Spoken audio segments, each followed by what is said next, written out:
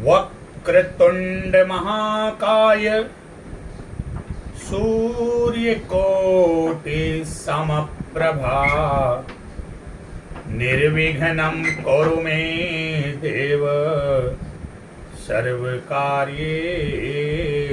सर्वदा। नमस्कार।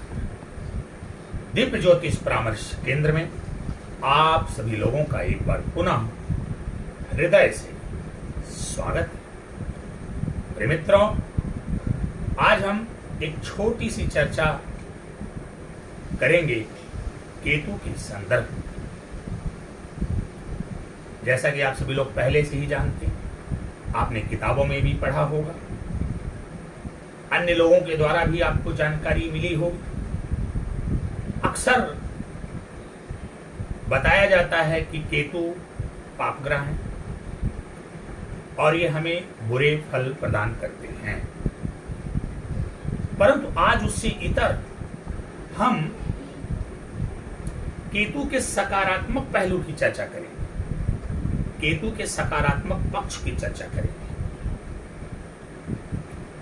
केतु के पॉजिटिव रिजल्ट की चर्चा करेंगे, केतु के शुभ फलों की चर्चा करेंगे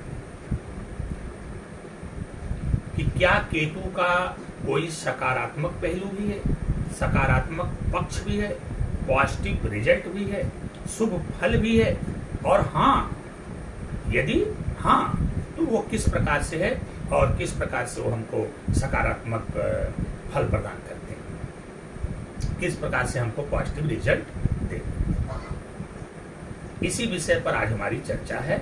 आज हम केतु के सकारात्मक पहलू की चर्चा आपके बीच में करेंगे। प्रिय मित्रों, जैसा कि आप सभी लोग जानते हैं, केतु एक छाया ग्रह है। ये जिस राशि में बैठते हैं उस राशि के स्वामी के अनुसार अपना व्यवहार करने लगते हैं, या फिर जिस ग्रह के साथ बैठते हैं उस ग्रह के साथ ही अपना व्यवहार करने लगते हैं। केतु को हमारे धर्मशास्त्रों में पताका बोला गया है, ध्वजा बोला गया है। केतु ध्वजा है, केतु पताका है। और आप भली भांति जानते हैं कि ये जो ध्वजा या पताका है, यह एक प्रकार का प्रतीक है, यह एक प्रकार का सिंबल है, प्रतीक है, सिंबल है, जो हमारे अस्तित्व को प्रकट करता है, जो हमारी सफलता की अभिव्यक्ति करता है, जो हमारे विजय के लिए प्रयोग में लाया जाता है। जब हम कहीं विजय हासिल करते हैं, कहीं सफलता प्राप्त करते हैं, चाहे किसी भी क्षेत्र में, तो ये कहा जाता है, लोग बोलते हैं कि फला व्यक्ति ने झंडा लहरा दिया, या फला व्यक्ति ने झंडा फहरा दिया, या फला व्यक्ति ने झंडा गाड़ दिया। अब आप जरा सोचिए कि कितना पॉजिटिव पहलू है, कितना सकारात्मक पहलू है ये केतु का। केतु ध्वजा है, केतु ध्वजा है, केतु झंडा है, केतु पताका है, और इनका विजय के सिंबल के रूप में प्रयोग किया जाता है। सफलता का प्रतीक चिन्ह है केतु।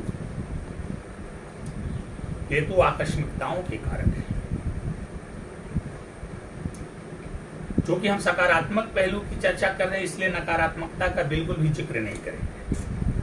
तो केतु आकस्मिकताओं के कारक है।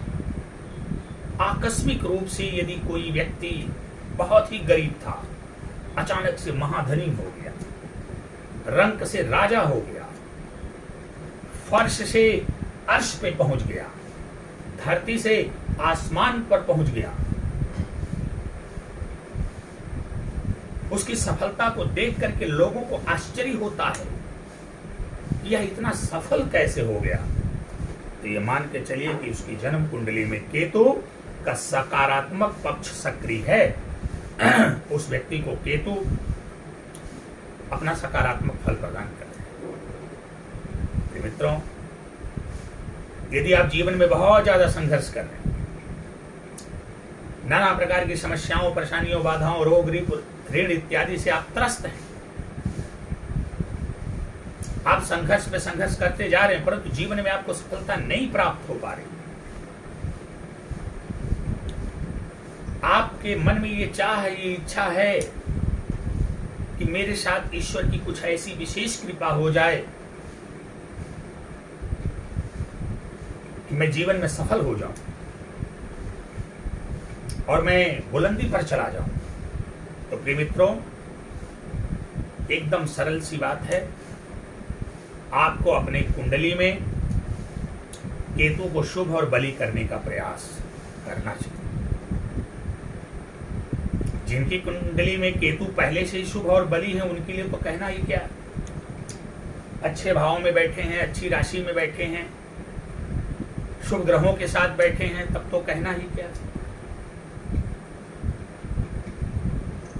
आप भगवान के यहां से ही अच्छी किस्मत, अच्छी तकदीर लेकर आए। लेकिन यदि आपकी कुंडली में केतु बुरे भाव में बैठे हैं, बुरे ग्रहों के साथ बैठे हैं, अच्छी राशि में भी नहीं बैठे हैं, तो जाहिर सी बात है कि अब आपको अपने केतु को शुभ और बलवान करने का प्रयास करना चाहिए। प्रिय मित्रों, एक बात फिर से मैं यहां पे दोहरा रहा हूं, जब तक आपकी जन्म कुंडली में केतु शुभ और बली नहीं होंगे, आप लाख प्रयास कर लीजिए, लेकिन आप अपने सफलता का झंडा फहरा नहीं पाए। इसलिए केतु का शुभ और बली होना नितांत आवश्यक है। तो केतु अगर पहले से ही शुभ भाव में बैठे हैं, शुभ ग्रहों के साथ बैठे हुए हैं, शुभ राशि में बैठे, अच्छी राशि में बैठे हुए हैं, तब तो ये बेहतर परिणाम देंगे ही देंगे, इसमें कोई दो राय नहीं। बस आप दैव कार्य, सत्कार्य और अच्छे मार्ग पर चलिए, सन्मार्ग पर चलते रहिए, अपने कर्म को खराब मत करिए। नहीं तो शुभ भाव में बैठे हुए केतु आपको बुरा फल देंगे।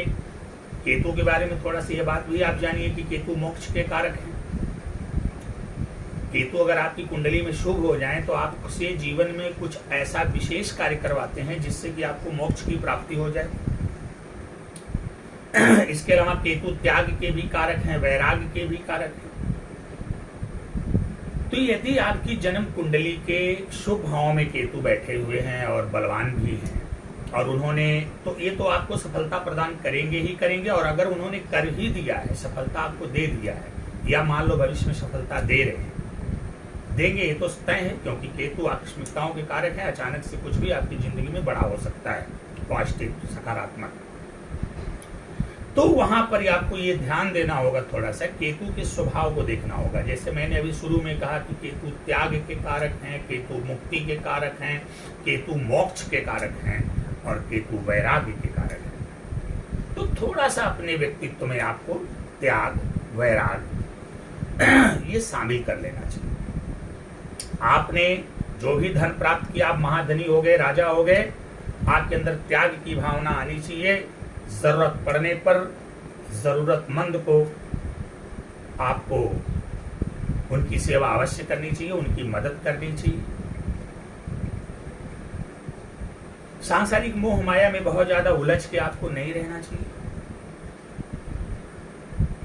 एक श्लोक यहां पर मैं उद्धृत करूंगा ऐसे लोगों के लिए, इनके अंदर अगर ये भावना हो जाए तो केतु हमेशा शुभ बने रहेंगे कि सर्वे भवन्तु सुखिनः, सर्वे सन्तु निरामया, सर्वे भद्राणि पश्यन्तु, मां कश्चित् दुख भाग्। इसका अनुपालन करिए। एक श्लोक और है, उसका भी अनुपालन करिए। उसके अनुसार अपने व्यक्तित्व को ढाल लीजिए कि अयम निजः परोवेति गणना लघु चेत साम, उदार चरिता नाम तू वसुधैव कुटुम्बकम्। यह ऐसा चरित्र अपना बना लीजिए, अपना व्यक्तित्व बना लीजिए, अपना पराया करना छोड़ दीजिए, सबको अपना परिवार समझिए, त्याग की भावना रखिए, वैराग्य की भावना रखिए, दान पुण्य सत्कर्म करते रहिए। आपकी कुंडली में कभी भी केतु खराब नहीं होंगे, वो शुभ और बलवान बने रहेंगे, और आप अपने संपूर्ण जीवन में शुभ फलों की प्राप्ति करते रहेंगे। आइए बात उनकी करते हैं जिनकी जन्म कुंडली के बुरे भाव में केतु बैठे हैं, या बुरे ग्रह के साथ बैठे हैं, या अच्छी राशि में नहीं बैठे हुए हैं। तो अगर ऐसी स्थिति में केतु हैं, तब आपको अब कर्म और सत्कर्म के द्वारा केतु को शुभ और बलवान करने का प्रयास करना चाहिए। अब इसमें आपको करना क्या है, आप गणेश जी की आराधना करिए, नित्य प्रति गणेश जी की आराधना विधिवत करिए, गणेश जी का दर्शन पूजन करिए। उनको मोदक बड़ा प्रिय है, मोदक का भोग लगाइए, गणेश जी को दुर्वा चढ़ाइए,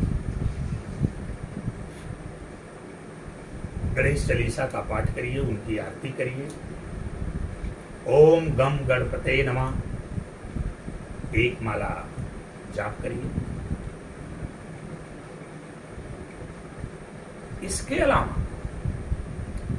आप मंदिरों में ध्वजा लगाइए, श्रद्धा पूर्वक, नियम पूर्वक मंदिरों में ध्वजा लगाइए, झंडी लगाइए, पताका लगाइए।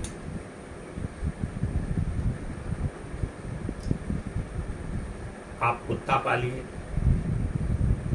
उसकी सेवा करिए। यदि आपने नहीं पाला हुआ है तो जो भटकते हुए कुत्ते हैं, इधर उधर घूम रहे हैं, उनकी सेवा करिए, उनको रोटी खिलाइए। इसके अलावा एक केतु का बड़ा ही कारगर उपाय है, आप सफेद तिल, काला तिल दोनों आपस में मिला करके रख लीजिए।